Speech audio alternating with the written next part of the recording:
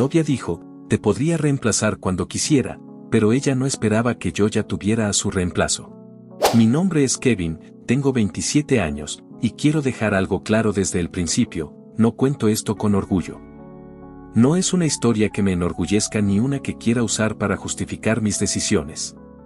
Solo la narro porque fue lo que viví y porque, aunque muchos no entiendan lo que hice, yo sé que en ese momento actué de la única forma que consideré viable. No pretendo convencer a nadie, ni busco aprobación.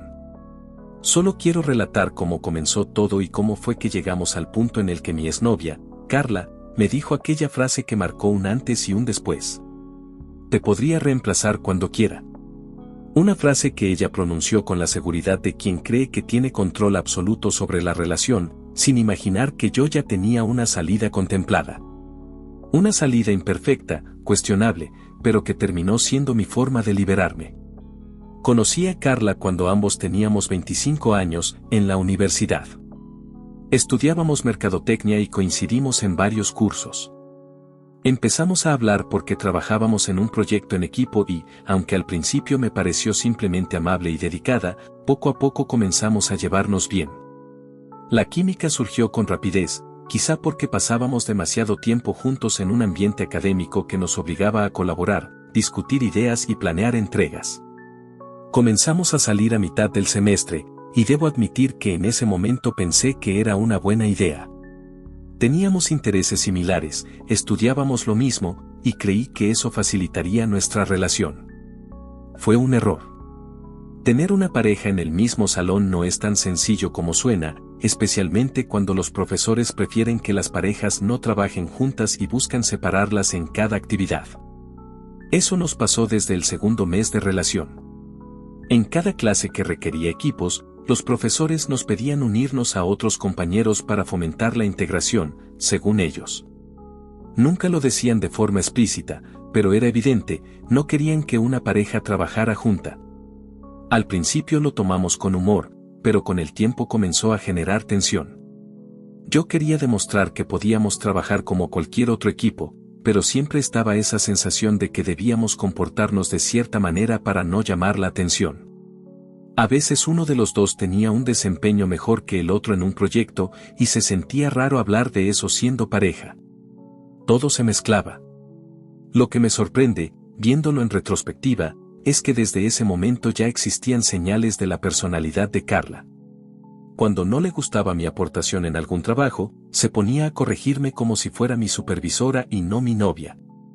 Me señalaba cada error con precisión, pero lo hacía con un tono que siempre rozaba la condescendencia. En ese entonces yo lo justificaba pensando que era estricta porque quería buenas calificaciones. Pero con el tiempo entendí que esa era su forma natural de relacionarse con cualquier persona que ella considerara que no estaba a su nivel. Al graduarnos, ambos entramos a trabajar en la misma empresa de marketing digital. Fue una casualidad al principio, pero cuando nos dimos cuenta de que las vacantes eran adecuadas para nosotros, decidimos aplicar. Entramos el mismo día, con el mismo sueldo, en puestos casi idénticos. Los primeros meses fueron buenos, ambos éramos nuevos, ambos estábamos aprendiendo, y el hecho de tener horarios similares nos permitía organizarnos de manera sencilla. Pero todo se complicó cuando, apenas medio año después, Carla fue ascendida a supervisora. El ascenso fue razonable, ella era organizada, puntual, y tenía buena capacidad para dirigir proyectos pequeños. Yo no tuve problema con su aumento de salario ni con su nuevo puesto. No me afectó que ganara un poco más que yo, era una diferencia pequeña, y sinceramente, no soy de las personas que miden su valor por lo que gana su pareja. Lo que sí fue un problema fue su cambio de actitud. Al principio pensé que tendría una ventaja, tener a mi novia como supervisora sería algo cómodo. Imaginé que podría darme ciertas facilidades, o al menos que tendría un ambiente más agradable. Pero fue justamente lo contrario. Carla se volvió más estricta conmigo que con cualquier otro del equipo. Estaba más pendiente de mis resultados que de los demás. Revisaba mis reportes 2 veces, señalaba cada fallo, cada error ortográfico, cada número mal ubicado. Me hacía observaciones frente a mis compañeros, no para humillarme, sino porque realmente parecía no darse cuenta de que estaba cruzando una línea personal. Recuerdo un día en particular. Yo estaba revisando un documento cuando ella se acercó detrás de mí y, sin preguntar, tomó el mouse y comenzó a corregir el archivo frente a todos. Me dijo: esto está incompleto. No puedes entregar un reporte así. Por favor, revisa los datos antes de enviarlos. Fue el tono. No las palabras.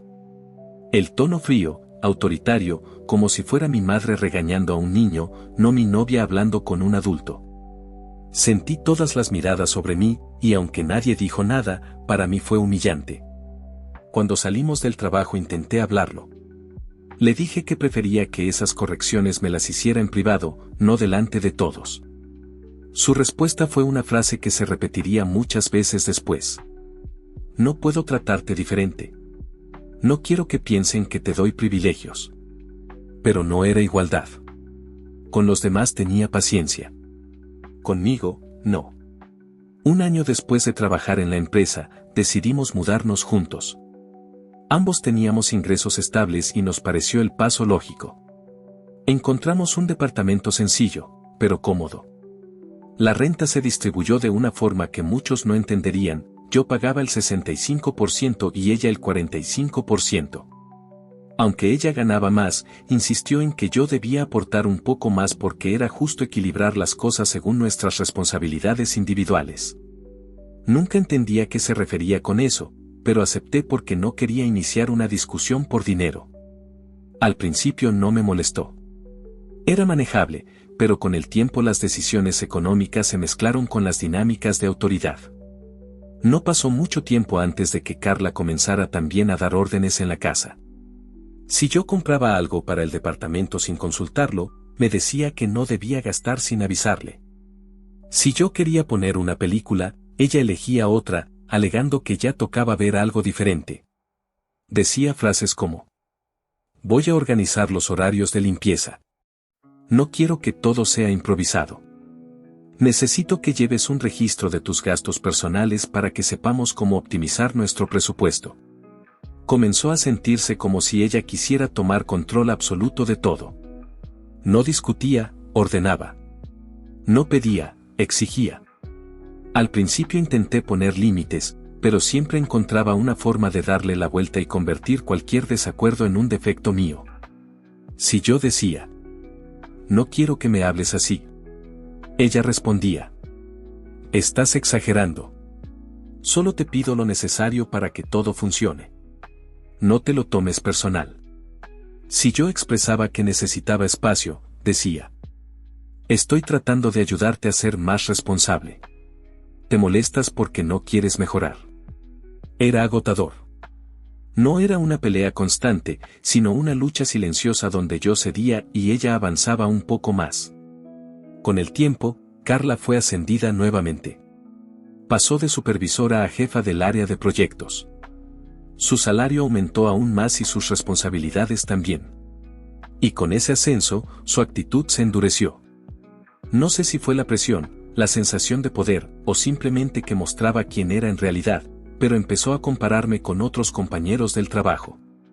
Me decía: Héctor está haciendo un excelente trabajo en el último proyecto. Deberías aprender de él. Donovan ya entregó sus resultados. Le fue muy bien esta semana. ¿Para cuándo los tuyos? Al principio intentaba responder con calma, pero era inútil. Ella convertía cualquier diálogo en una evaluación. Recuerdo varios ejemplos claros. Una noche llegué cansado, dejé mi mochila en la mesa y me senté en el sillón. Ella salió de la habitación con su computadora en la mano y me dijo: revisé tu informe final y noté que todavía tienes inconsistencias. Quiero que lo corrijas antes de dormir. No fue un oye, revisa esto cuando puedas, sino una orden directa. Otro día, mientras preparábamos la cena, mencioné que había tenido una reunión complicada y que me sentía frustrado. Esperaba apoyo emocional, pero en lugar de eso, ella dijo: tal vez si fueras más organizado no tendrías ese tipo de problemas. Es cuestión de disciplina. Y luego, más tarde, frente a unos compañeros que habían ido a visitarnos, comentó casi en tono de burla: A veces siento que tengo que estar detrás de él para que las cosas salgan bien. Era humillante. No era una broma, no era un comentario casual. Era su auténtica percepción. Me veía como alguien que necesitaba ser corregido constantemente. Y lo peor es que ella no admitía ningún error propio. Si algo salía mal, era mi culpa. Si discutíamos, era porque yo era sensible. Si señalaba alguna injusticia, respondía que mi ego masculino estaba herido. Esa frase se volvió repetitiva. Eso que sientes es tu machismo queriendo salir. La usaba en cualquier discusión, sin importar el contexto. La repetía tanto que comencé a cuestionarme si realmente estaba exagerando o si, como ella decía, el problema era mi incapacidad para aceptar que mi pareja tuviera un mejor puesto. Con el tiempo entendí que no era mi ego. Era falta de respeto. Era control. Era una relación donde yo estaba perdiendo mi autonomía y mis límites. Y, aunque en ese punto yo todavía no lo sabía, esa dinámica iba a empeorar mucho más antes de romperse. Nunca voy a olvidar el día en que todo se rompió por completo. Hasta ese momento mi relación con Carla ya era complicada, pero todavía intentaba convencerme de que había algo que rescatar. Vivíamos juntos, compartíamos gastos, compartíamos un trabajo, y aunque ella había cambiado con el tiempo, yo seguía aferrándome a la idea de que todo era una fase, una mala racha o simplemente estrés laboral. Me repetía que no había nada realmente grave entre nosotros, que solo eran discusiones y diferencias normales. Pero estaba equivocado. Estaba ciego. Aquella tarde llegamos del trabajo cansados, como siempre. Yo quería acostarme un rato, pero recordé que necesitaba conectar mi laptop para enviar un informe pendiente. Mientras buscaba el cable en un cajón de la sala, escuché que el teléfono de Carla vibró sobre la mesa. No le presté atención al principio, su celular sonaba todo el día por cosas del trabajo, chats con sus amigas o grupos de la empresa. Pero esa vibración tuvo algo distinto, quizá porque fue más prolongada, o tal vez porque simplemente mi cuerpo ya estaba alerta desde hacía semanas sin que yo lo admitiera.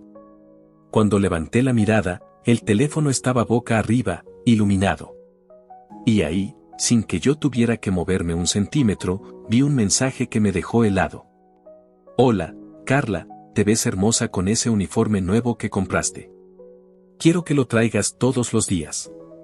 El mensaje era del jefe de la empresa. Me quedé inmóvil, paralizado, como si leerlo una vez no fuera suficiente. Di un paso más para asegurarme de no estar imaginando cosas. Era real. La frase estaba escrita ahí, sin ninguna interpretación laboral posible. Nadie escribe eso por motivos de uniforme o para mantener un ambiente profesional. Sentí un calor incómodo en el pecho, la respiración se me aceleró. No sabía si agarrar el teléfono, si borrarlo, si dejarlo ahí como si nunca lo hubiera visto. Mi mente empezó a correr a 1000 por hora. Lo único que sabía era que ese mensaje no era normal. No era algo que yo pudiera ignorar. Carla salió de la cocina justo en ese momento. Yo tenía el celular en la mano, porque al final lo tomé casi sin darme cuenta. Ella lo notó al instante. Se congeló por un segundo y luego intentó sonreír, como si no entendiera qué estaba pasando. ¿Qué haces con mi teléfono?, me preguntó. Yo no quería dar rodeos. ¿Qué significa este mensaje? Le mostré la pantalla. Ella ni siquiera se sorprendió. Ni se inmutó. Como si le hubiera mostrado un reporte de trabajo. ¿Ese?, me dijo con tono tranquilo. Solo me está haciendo una sugerencia sobre mi vestimenta. Es mi jefe, él puede decidir el uniforme.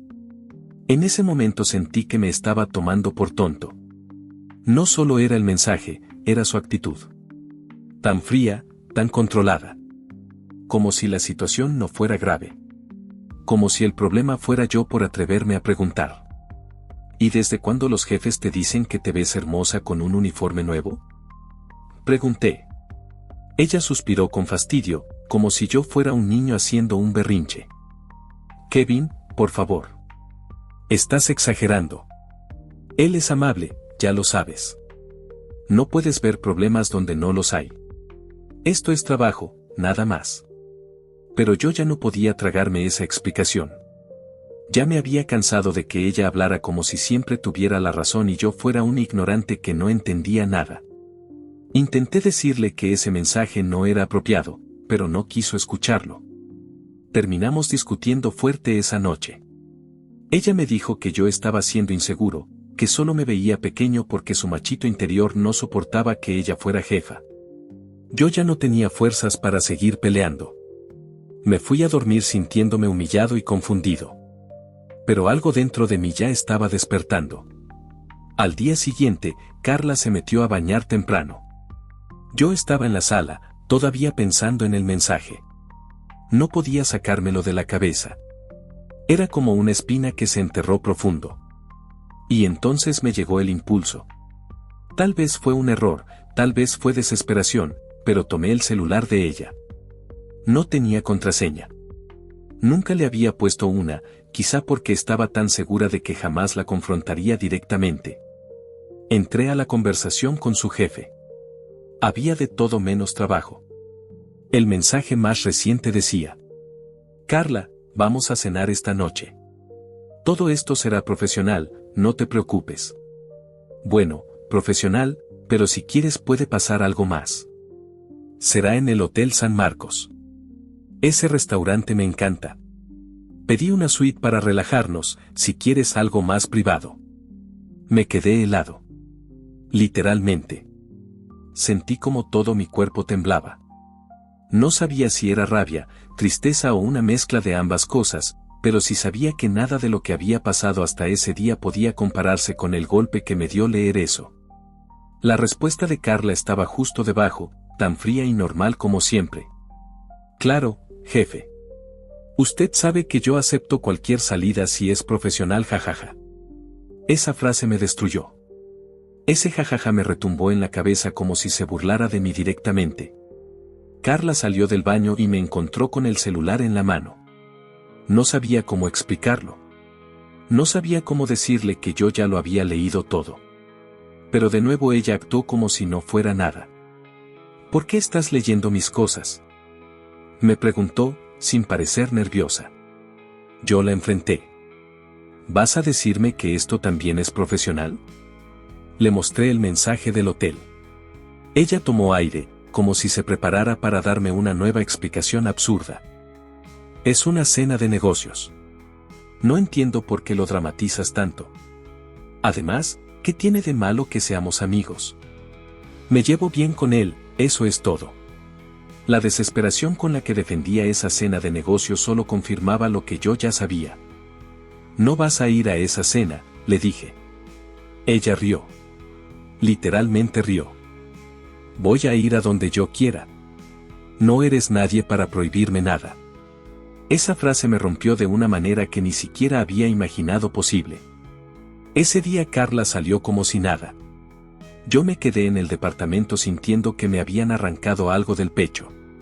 No podía llorar, pero las lágrimas simplemente se me salían sin permitirme controlarlas. Y lo peor, ella no volvió a dormir a casa esa noche.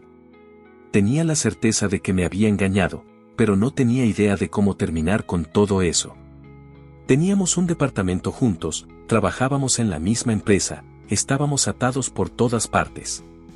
Romper la relación implicaba enfrentar el infierno en el trabajo y en casa. No sabía por dónde empezar. Cometí el error de callármelo. De aguantar. De dejar que la rabia se convirtiera en una necesidad de equilibrar las cosas, aunque fuera de la peor manera. Y ahí entró Andrea. Andrea era una chica de la empresa, atractiva, simpática, siempre sonriendo. Desde que llegó, me había coqueteado sin disimularlo. Yo nunca le había respondido, pero cuando todo con Carla se vino abajo, ella se convirtió en la vía de escape más evidente. No estoy orgulloso de lo que hice, pero en ese momento no buscaba moralidad. Buscaba sentir que tenía control de algo. Que podía lastimar a Carla de la misma manera que ella me había lastimado. Empecé a salir con Andrea a escondidas. Ella sabía que yo estaba en una relación, pero también sabía que yo no buscaba nada serio. Ella aceptó sin problemas. Al principio solo platicábamos, pero después empezamos a besarnos, a vernos en su departamento y luego en el mío cuando podía. Admito que me sentía bien. Admito que había algo de adrenalina, de alivio, de sentir que por fin yo también hacía algo por mí. Andrea era más apasionada, más directa, menos rutinaria. No tenía miedo de expresarse, no tenía reservas. Con ella me sentía deseado, no evaluado. Y yo lo necesitaba desesperadamente. Un día, Carla dijo que tenía otra cena de negocios con su jefe. Yo no quise escucharlo. Solo le dije: si aprecias esta relación, no vayas. Ella se volteó hacia mí y me miró como si yo fuera un desconocido. No te creas tan importante, me dijo. Yo puedo reemplazarte cuando quiera. Eres un empleado mediocre.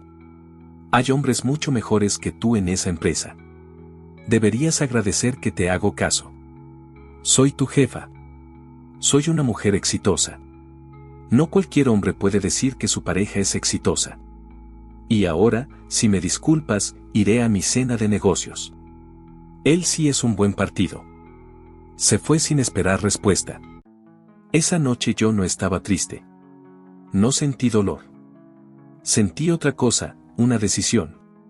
Llamé a Andrea. Hola, ¿cómo estás? Le dije. ¿Quieres venir esta noche a mi departamento? Andrea dudó un poco. ¿Y tu novia?, preguntó. No estará aquí, respondí. Ella aceptó. Esa noche vimos películas, cenamos y terminamos en la cama. No lo niego, me sentí bien. Sentí que recuperaba el control de mi vida. Sentí que Carla ya no podía pisotearme. Incluso me atrevo a decir que fue una de las noches en las que más libre me he sentido desde que la relación con Carla empezó a deteriorarse. Le advertí a Andrea que Carla podía llegar en cualquier momento. Ella solo me miró y dijo: si a ti te importa una mierda, a mí me importa menos. Nos quedamos dormidos. Y entonces, de madrugada, escuché gritos. ¿Qué haces con esta mujer? ¿Cómo es posible que te acuestes con Andrea? Me desperté sobresaltado. Carla estaba en la puerta del cuarto, totalmente fuera de sí. Tenía los ojos rojos, la respiración acelerada, y temblaba de rabia. Tranquila, le dije con voz cansada. No despiertes a la gente así. Andrea no dijo nada, solo sonrió. Carla siguió gritando. ¿Qué hace ella aquí? ¿Qué te pasa? Yo la miré, sin moverme. Nada, le respondí. Solo estábamos en una cena de negocios. Andrea soltó una carcajada. Yo mantuve la mirada fija en Carla. Ella gritó que yo estaba haciendo esto por celos, que ella jamás me engañaría, que todo era producto de mi imaginación. No creo que me engañes, le dije. Estoy seguro. Ese tipo ya te vio desnuda. Y tú dijiste que podías reemplazarme cuando quisieras. Pues ve buscando reemplazo. Porque yo ya encontré el mío. Carla perdió el control. Empezó a empujarme, a golpearme en el pecho, en los brazos, en los hombros. Me gritaba que me largara de su casa, aunque el departamento lo pagábamos entre los dos. Andrea se vistió tranquila y me dijo: vámonos. En mi casa no hay tanto escándalo. Y nos fuimos. Al día siguiente nos despidieron a los dos, a ella y a mí. La empresa lo manejó con una frialdad que todavía recuerdo. Nos llamaron a una sala de juntas alrededor de las 9 de la mañana, el gerente de recursos humanos estaba sentado con una carpeta en la mano, y a su lado había una abogada que yo no había visto nunca. No había saludos, no había cortesía, no había intento de suavizar nada. Solo dijeron que, para evitar conflictos internos y preservar el ambiente laboral, habíamos quedado fuera de la empresa. Lo envolvieron todo en palabras ambiguas, como si despedir a dos personas fuera una medida rutinaria y razonable. Andrea estaba a mi lado, tensa, pero sin perder la compostura. Yo sentía una mezcla de incredulidad y cansancio. Era injusto, pero también, aunque suene extraño, liberador. Era como si alguien hubiera cerrado una puerta que yo sabía que ya no debía abrir. Cuando nos entregaron los sobres con nuestros finiquitos, noté de inmediato que el monto era ridículamente bajo. Una cantidad que no reflejaba mi tiempo en la empresa, ni mi trabajo, ni el horario extendido que soporté durante meses. El gerente de recursos humanos dijo que la empresa estaba ajustando presupuesto y que eso era lo máximo que podían otorgarnos. Lo dijeron con la claridad de quien está acostumbrado a que la gente acepte sin discutir. Pero Andrea me miró de inmediato, y en esa mirada entendí que no debíamos aceptarlo. Ella llevaba más tiempo trabajando ahí de lo que parecía, y conocía sus derechos. Yo también sabía que no podían despedirme sin justificación y pretender que me quedara conforme. Así que salimos juntos, ella y yo. Caminamos por el estacionamiento en silencio, y ya afuera, sentados en una banca frente al edificio, Andrea fue la primera en hablar. No pueden hacer esto, me dijo. Esto es un despido injustificado. Tenía razón. Y yo estaba cansado de dejar que la gente pisara mis límites. Fuimos a conciliación laboral. No fue un proceso rápido, pero sí muy claro. Presentamos pruebas, correos, mensajes y detalles de cómo la empresa manejaba los ascensos, los favoritismos y los despidos improvisados. Andrea estaba preparada, yo aporté todo lo que había guardado por meses, aunque nunca pensé que terminaría usándose para esto. Nos mantuvimos firmes. Ellos intentaron negociar cifras absurdamente bajas al principio, pero no cedimos. Finalmente, la empresa ofreció una indemnización considerable, una que realmente correspondía a lo que debíamos recibir por ley. Cuando firmé, no sentí alegría, sino una calma profunda, como quien termina de cerrar una etapa larga y desgastante. Después de eso, todo cambió. Hoy trabajo en otra empresa. Entré como analista, sin supervisores que fueran pareja mía, sin mezclas entre lo laboral y lo íntimo, sin presiones absurdas para demostrar nada. El ambiente es más estable, más profesional, y aunque no es un trabajo perfecto, se siente sano. En cuanto a las relaciones, por ahora no quiero saber nada. No porque esté enojado, ni porque haya perdido la capacidad de confiar. Es más bien una sensación de reserva, de querer asegurarme de estar bien conmigo mismo antes de permitir que alguien entre otra vez a mi rutina y a mi mente. No tengo prisa. No estoy buscando pareja. Si llega, llegará. Si no, estoy bien así. Veo a Andrea de vez en cuando. Nada serio, nada comprometido. Nos acompañamos, hablamos de cosas simples, nos reímos de situaciones que en su momento parecieron tragedias. No somos pareja y no pretendemos serlo, solo dos personas que coincidieron en medio de un caos y decidieron no complicarse la vida mutuamente. Le estoy agradecido por su apoyo, pero cada uno sigue su camino. Y Carla, no sé en qué punto se encuentra. Algunas veces aparece en redes sociales porque tenemos amigos en común. Publica cosas radicales, mensajes sobre independencia emocional, discursos que contradicen por completo la forma en la que vivió nuestra relación. Cambió su forma de vestir, su estilo, hasta la manera en la que habla en sus publicaciones. Dejó atrás la imagen disciplinada que tenía en el trabajo y ahora parece alguien completamente distinto. No sé si es una fachada, un proceso de transformación o simplemente otra etapa de su vida. Pero nada de eso me corresponde. Ya no. Hubo un tiempo en el que me preguntaba si yo había sido el problema, si hice algo que la empujara a actuar como actuó. Pero ahora tengo suficiente distancia para reconocer que ambos cometimos errores, y que ella tomó decisiones que la alejaron definitivamente de mí. No puedo justificar sus acciones ni excusarlas con estrés laboral o inseguridad personal. Tampoco quiero cargar con lo que no me pertenece. Lo único que aprendí es que nadie tiene derecho a degradarte, controlarte o minimizarte, por más que exista una relación de pareja de por medio. Lo que pasó ya quedó atrás. No guardo rencor. No me interesa saber si le va bien o mal, si encontró a alguien nuevo, si mantiene las mismas actitudes o si aprendió algo. Eso ya no es parte de mi vida. Lo único que me queda es la certeza de que cerré esa historia de la única manera posible, poniendo un límite final. Nunca más.